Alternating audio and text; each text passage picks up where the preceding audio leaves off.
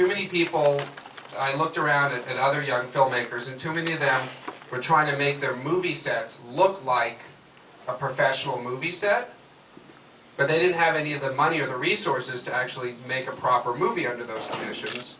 So if anybody came and visited the set, maybe they could impress them, but the end result, the movie, didn't impress anybody. And I saw that consistently with people I met in LA in their 20s trying to make their first films. And so I said, I'm going to do it the opposite way. I want to have a set that, if anyone visits, will be totally embarrassing.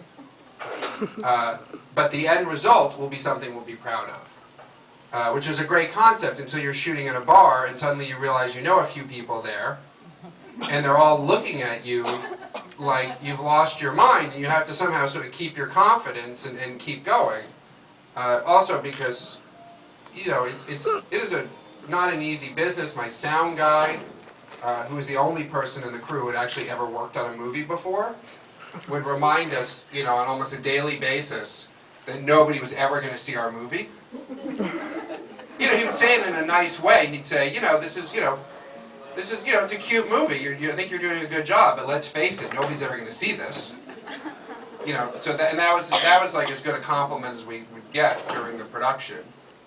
And in fact, we finished the movie, and we entered it in our first film festival, and it was the festival most likely to take a movie like Swingers. There's something called the Sundance Film Festival. We really had made this film for the Sundance Film Festival, because it was the subject matter, the age of the cast, the sort of concept was all geared towards Sundance. And we didn't get in. And it was really, you know, heartbreaking.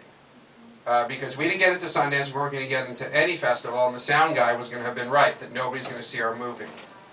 But, you know, we were depressed for a couple of hours, and then you just pick yourself up, and you keep going.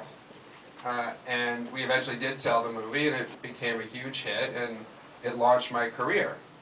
But there were some really dark days, you know, leading up to that, and there were just a lot of moments along the process of Swingers where I had basically quit. And then I sort of thought better about it and got back in the trenches.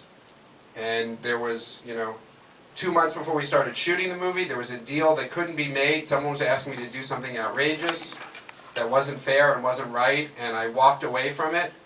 And somebody came up to me and said, you know, you should just go make this movie. Just forget about what's right and what's proper. Like, go back, you know, because someone was asking for too much money. We didn't really have it. And they said, just pay them the money and find it out of somewhere else, but just go make the movie. But that was a moment where I quit. After we get into Sundance, there was a moment of us giving up. There were, you know,